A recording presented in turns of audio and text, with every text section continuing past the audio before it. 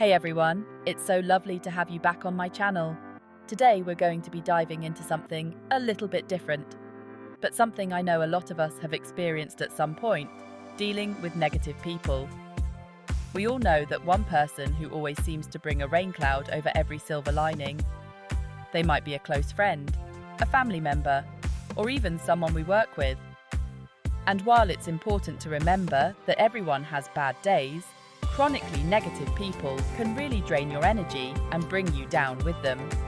So in this video, we're going to be talking about 15 signs of an extremely negative person, and more importantly, how to deal with them in a way that protects your own mental well-being. Let's get started.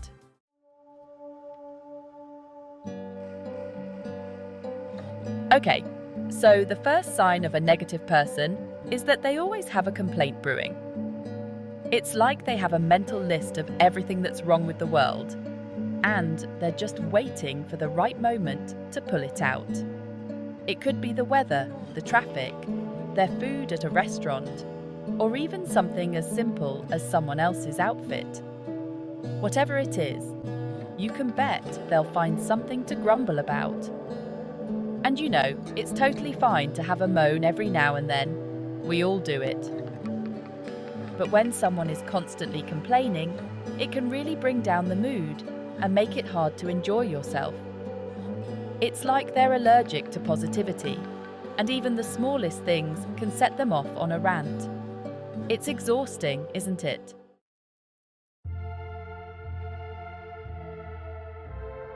Have you ever noticed how negative people just love a good pity party? They're always the victim, even when it's clear that they might have played a part in the situation. And listen, it's totally normal to need support and a shoulder to cry on when things go wrong. But negative people often take this to the extreme. They'll exaggerate their problems, downplay any solutions, and just generally wallow in their misery. It's like they get a strange sense of satisfaction from being the center of attention, even if it's for all the wrong reasons. And while it's natural to want to offer sympathy and support, constantly being around someone who thrives on negativity can be emotionally draining. It's like they're sucking the happiness out of you.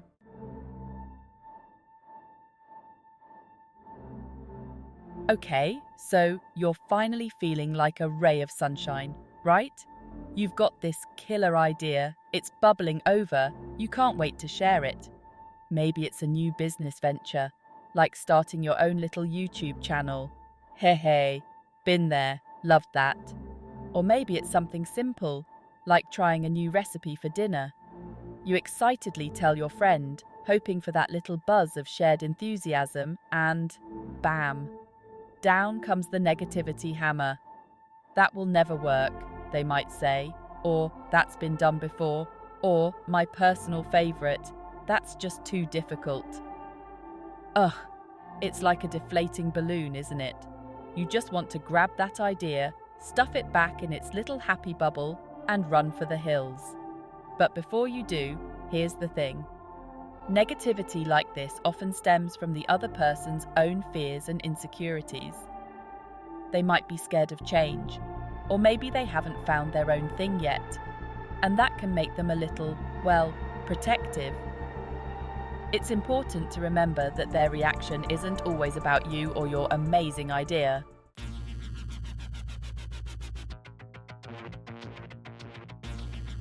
Let's talk about those people who seem to have a direct line to the Drama Llama hotline. Everything is a crisis, the sky is always falling, and they're usually the ones with the umbrella. You know the type. You tell them you're going on holiday, and they immediately jump to, what if the plane crashes? Or, what if your luggage gets lost? It's like they've got a crystal ball permanently tuned to the worst-case scenario channel. Can we just enjoy the sunshine for a minute without worrying about the potential drizzle? Life is full of ups and downs, but constantly focusing on the negatives can be a real downer. It's important to protect your own positive energy. It's like when you're trying to have a relaxing bubble bath. and someone keeps banging on the door. It's not exactly conducive to a peaceful soak, is it? Try not to get sucked into their vortex of negativity. Maintain your own positive outlook. And hey, if all else fails, suggest they watch a happy baking show or something. A little bit of sugar never hurt anyone, right?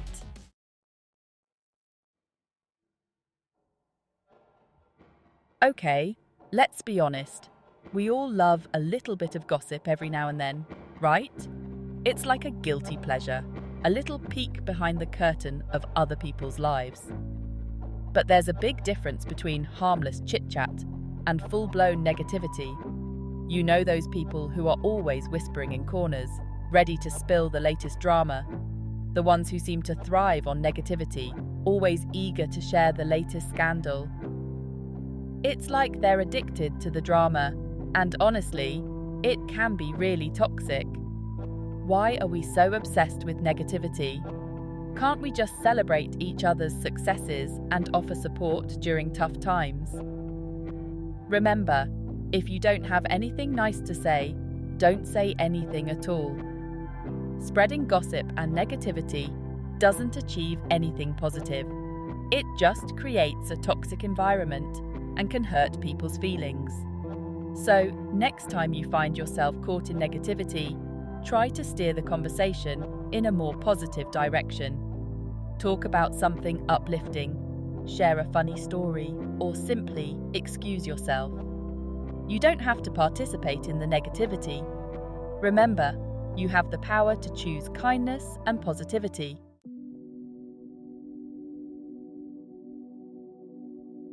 Okay, so you're trying to be nice and give this person a genuine compliment about their work, their outfit, their really. And what happens? They can't just say thank you and move on. Nope, that would be far too simple. Instead, you're met with this awkward resistance. They might deflect it entirely, saying something like, "Oh, this old thing," or "It was nothing, really." It's like they're allergic to any kind of praise. I mean, we all have our insecurities, but constantly downplaying compliments just brings everyone else down too. It can be really frustrating, you know? You just want to celebrate their accomplishments, even if they're small. But they seem determined to just brush it off. It's like they don't believe they deserve the compliment in the first place. And that's kind of sad when you think about it. Everyone deserves to feel good about themselves and their achievements, big or small, right? So next time you give a compliment and it's not received well, just remember, it's probably more about their own insecurities than anything you've done.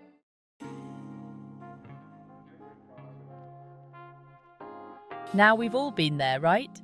Scrolling through Instagram, seeing those perfectly curated lives, and feeling that pang of envy. But negative people, they kind of live in that headspace. They're constantly measuring themselves against others, and it's always not in their favor. They focus on what other people have that they lack, whether it's material things, relationships, careers, or even just perceived happiness, and it just feeds this cycle of negativity. It's like they can't see their own accomplishments and blessings because they're so busy focusing on everyone else's highlight reel.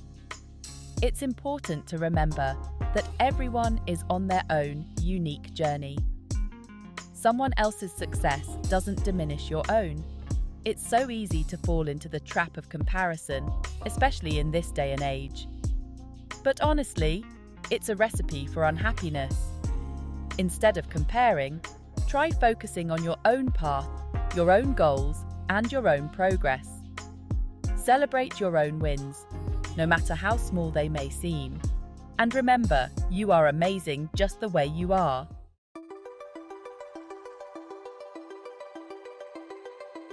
You're trying to have a constructive conversation, maybe brainstorming some ideas, or planning a fun outing. You suggest something, and they hit you with the dreaded "yeah, but." You suggest going to that cute new cafe downtown, and they're all, "Yeah, but it's probably overpriced." You suggest a weekend trip, and they say, "Yeah, but the traffic will be a nightmare." It's endlessly frustrating. Can we not just entertain a possibility without shutting it down? It's like they have a negativity shield, deflecting any chance of optimism. It can be really draining to be around that energy. You just want to shake them and say, "Can we be open-minded for once?" But it's usually a losing battle. The "yeah, buts" keep coming. The best thing you can do? Keep your energy positive. Don't let their negativity rain on your parade.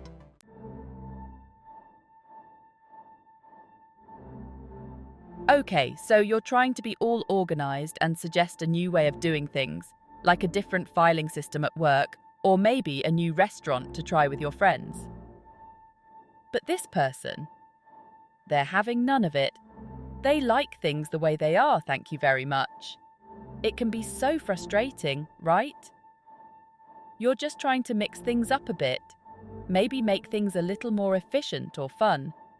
But they're clinging to the familiar like a warm, fluffy blanket on a cold winter's night.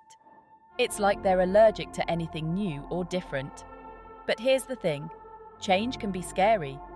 It takes us out of our comfort zones and forces us to adapt. And some people find that way more daunting than others. So, while it's easy to get annoyed, try to have a little patience and understanding. Maybe try introducing change gradually, or explaining the benefits really clearly. And who knows, with a little gentle encouragement, they might just surprise you and embrace something new.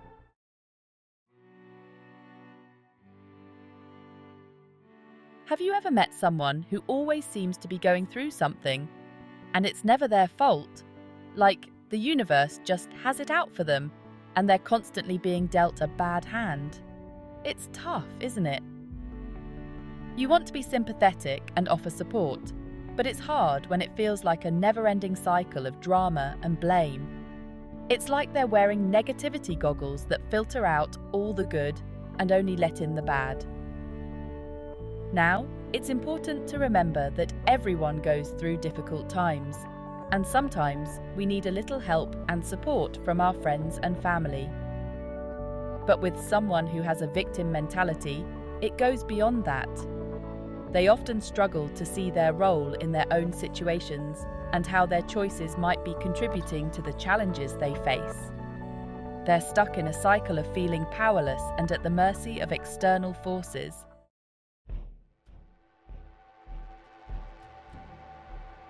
You know that feeling when you're with someone and you just feel drained, like all your energy has been sucked right out of you? Yeah, that. It's like they're emotional vampires, but instead of craving blood, they're after your positivity. They might be constantly complaining, needing reassurance, or always bringing the mood down with their negativity. And the worst part? You might walk away feeling exhausted, emotionally drained, and a little bit depleted yourself. It's like they're a walking, talking black hole of happiness, sucking the joy out of everything around them. And honestly, it can be seriously contagious. Before you know it, you're starting to feel negative and down too. So, how do you deal with these energy vampires? Well, the first step is to recognize them. Once you're aware of their draining effect, you can start to protect your own energy.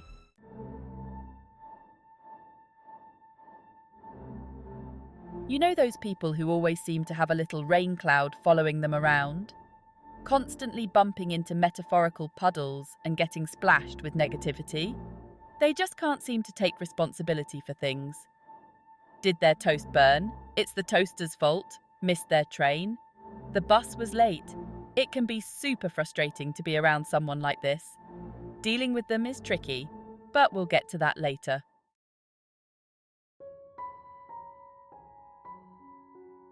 You know how they say an elephant never forgets? Some people have that same memory, but only for negative stuff. You could do 100 lovely things for them, but forget their dry cleaning once, and they'll remember it forever. And trust me, they'll bring it up. Oh, they'll bring it up, probably at the most inopportune moment. It's like they have a mental filing cabinet for grievances. This constant negativity can be seriously toxic.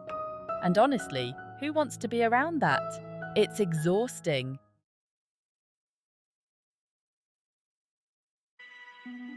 Okay, so we've all met this person, right?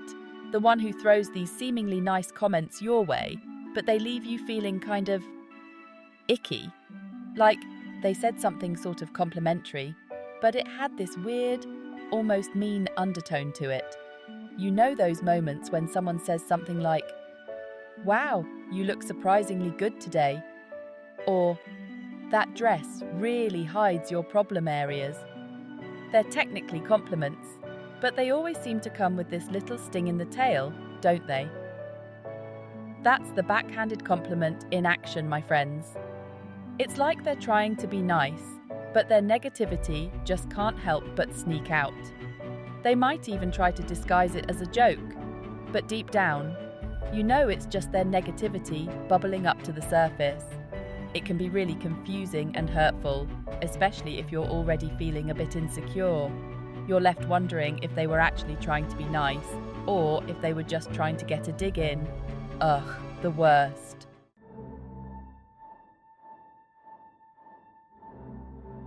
Imagine this. You're trying to organize something fun. There's always that one person with a reason they can't participate. They've got a never-ending list of excuses. It's deeper than just missing out on plans. They always have an excuse for not reaching their goals or not following through on promises. It's always someone else's fault or something outside their control. Everyone faces challenges and setbacks, but negative people use excuses as a shield to avoid responsibility. They get stuck in a cycle of negativity, frustrating everyone around them.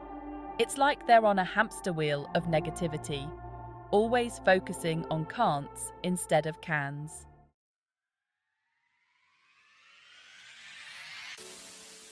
And there you have it, my loves. 15 signs of an extremely negative person. Remember, it's important to be mindful of the energy we surround ourselves with. Negativity can be contagious, and it's so important to protect our own well-being. If you have someone negative in your life, try setting boundaries. It's okay to distance yourself from negativity, and don't be afraid to focus on your own happiness. Remember, you deserve to be surrounded by positivity and love. Keep shining bright, my darlings.